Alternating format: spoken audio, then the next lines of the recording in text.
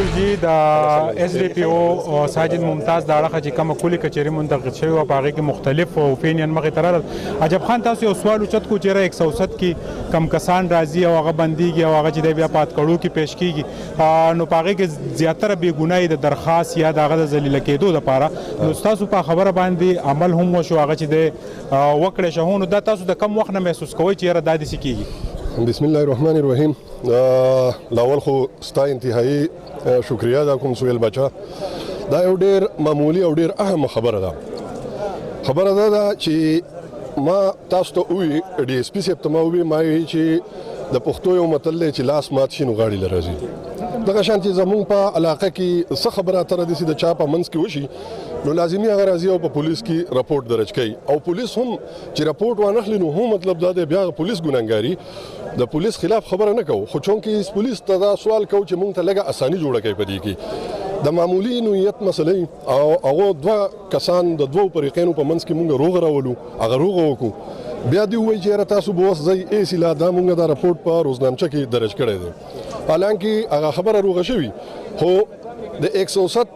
ضمانت د پاره بیا مونږ ته د دریو کسانو ضرورت دی یو کس د پاره د دریو کسانو ضرورت دی د علاقه ټوله زمیدار خلک ته او وزګارتیا ډیره زیاته نه د خلکو نو بیا ډیر زیات مشکلات دي او الریډي هغه ته روغ شوي په خپلو کې برابر شوي خبرې چې کمی مسلې ختمې شوي هغه مونږ روغې کړي. نن کلی کچېرۍ ته په کم نظر ګورئ آیا ستاسو کم ډیمانډ شو په هغې باندې چې دی پوري اقدامات وشو؟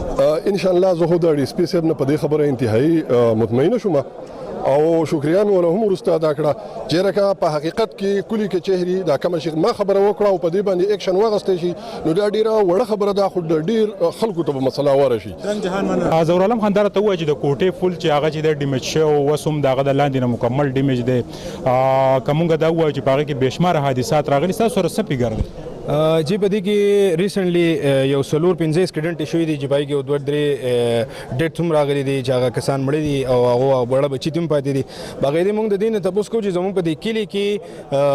د پی ټی آی او داسې ورکران دي او منیسټر صاحب زموږ د علاقې دی په کار دی چې زموږ د کلی دا کم تنظیم دی د پی ټی آی چې دا ورشي او د منیسټر صاحب د کینی چې لہذا زموږ د والي صاحب د فل وختونه موږ خلاص کې موږ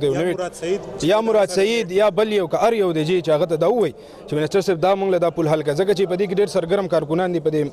نن په دې محفل کې ناسو دلته نو بکار دا غوله دا بکار ده چې هغه د دې سپاره سټیپ والی او لاړ شي او د منیسټر صاحب د کینی ځکه چې زموږ د علاقې دی او خدای پاک موږ منیسټر راګړه خو دوی اوس پیدا نشي غسته چې دا فل مال جوړ کی د دې واځي ماته تکلیف نه دی یا زموږ د مشر ته تکلیف نه دی د دې ټول خلکو ته تکلیف دی باقي د کم د خکتی نه خلک راځي هغه ته هم دا تکلیف دی لہذا موږ دا ریکوست کوو تاسو د چینل په اساس باندې باچا صاحب چې دا تاسو غټ منیسټر صاحب ته ولېږئ یا بل چا ته ولېږئ چې د دې شي دا مسله موږ حل شي. ډیره مهرباني. زیاد خان زنګ سره موجود دی جی زیاد خان سونه حادثات ستاسو د مخې څومره مړي وشول سونه خلک ډیمیج شو دغه پول سونه خلک تباہ او برباد کړ؟ اعوذ بالله من الشیطان الرجیم بسم الله الرحمن الرحیم. د کمی موقع چې تاسو خبره کوئ هغه د کوټې لیفټ سایډ ته واقع دی د هغې د رغېدو تقریبا آی د 50 سال پوره شول بلکې دې نه موږ سیوایي ځکه چې د سټیټ په دور کې دا پول رخ شوی دی د دې حالت لکه کم سے کم د یو 15-20 گاډو پر ډے د دې دا کیپیسټي وه اوس په دې باندې تقریبا سمت 15,000 ګاډي راوړي د ماربلو غټي ټریلې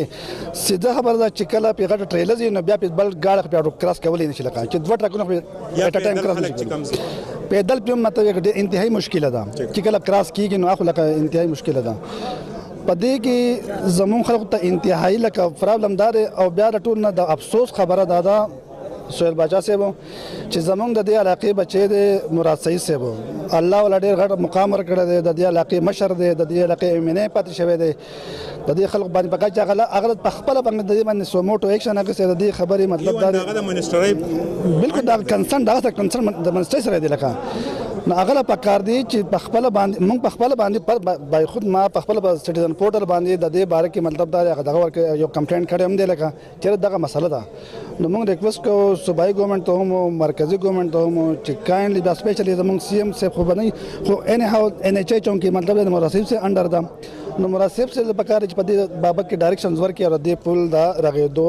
مطلب احکامات جاری کړي. ډېر مهرباني شوریه.